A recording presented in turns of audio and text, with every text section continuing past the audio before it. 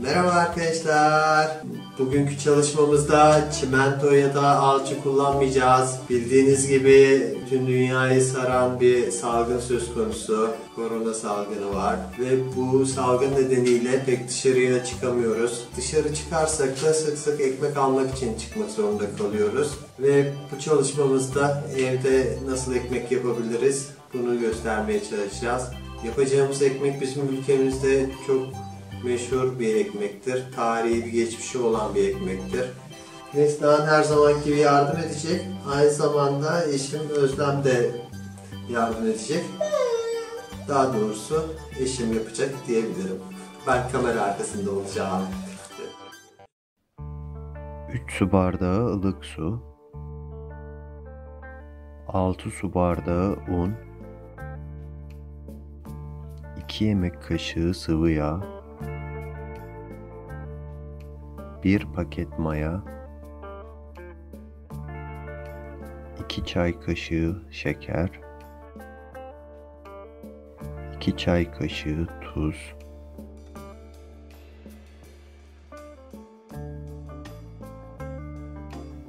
maya, şeker ve ılık suyu karıştırıyoruz.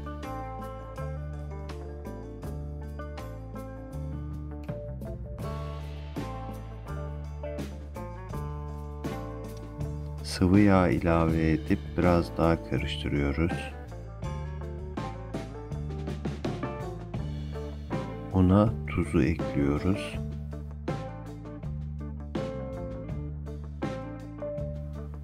Sonrasında bütün malzemeleri birbiriyle karıştırıyoruz.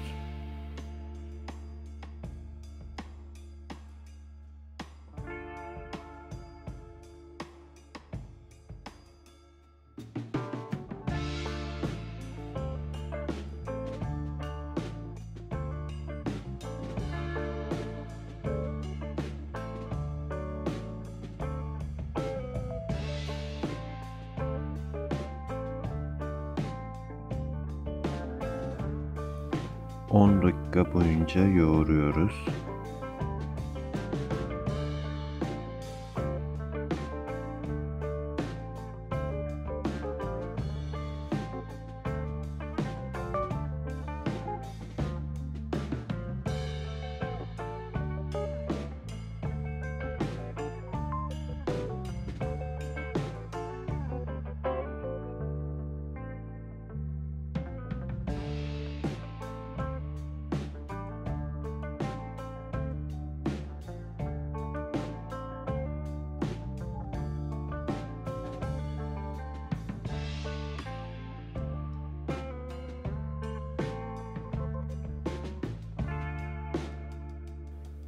Hamuru 2 saat dinlenmeye bırakıyoruz.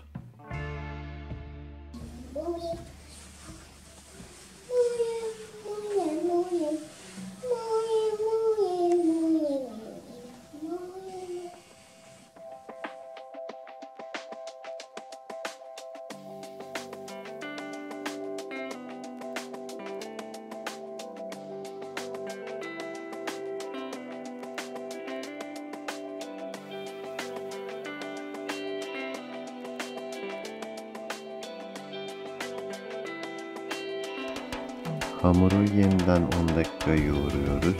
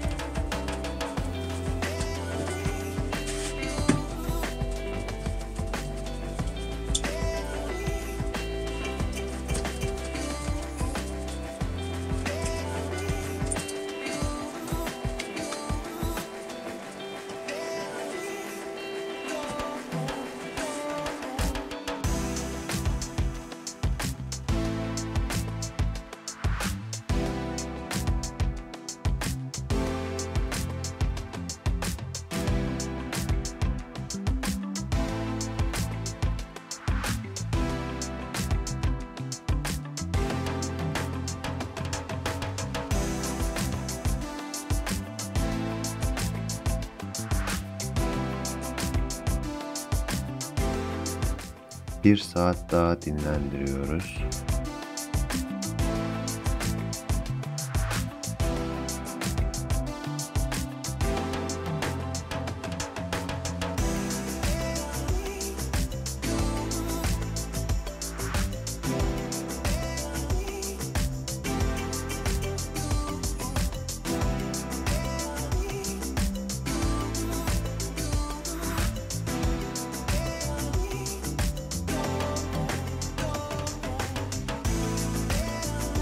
Kapağını kapatıp 180 derecelik fırına koyuyoruz.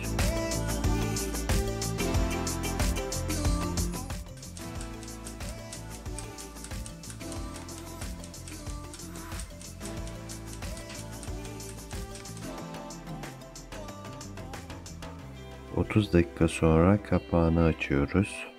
Ekmeğimiz kapağı açık şekilde 15 dakika daha fırında kalacak.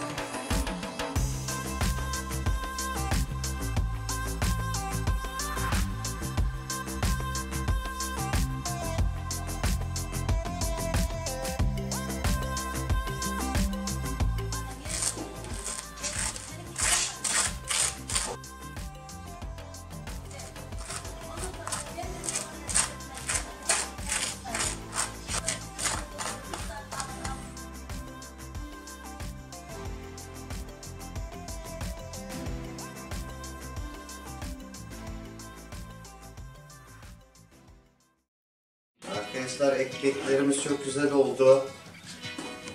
Neslihan bu şekilde tost şeklinde seviyor. 2 dilim ekmekle tost yapıyoruz. Bu şekilde yemeği seviyor. Al bakayım Neslihan. Ben de kızarmış ekmeğin üstüne tereyağı sürerek tercih ediyorum. Yani benim favorilerimden biri de o. Açık mı? Ay, sıcak mı? Yok, sıcak değil ki, soğumuş. Bunu peçeteyi çıkarma, tamam mı? Bak şöyle tut, soğumuş, sıcak değil. Nasıl, güzel mi? Evet, orası soğumadı. Evet. Yok, biraz soğumuş, çok sıcak değil, yiyebilirsin. Baba. Kesinlikle tavsiye ediyoruz arkadaşlar. Çok güzel oldu ekmek. Nasıl? Bu arada eşime de çok teşekkür ediyorum. Buradan güzel ekmek yapmış. Sen de teşekkür edecek misin anneye?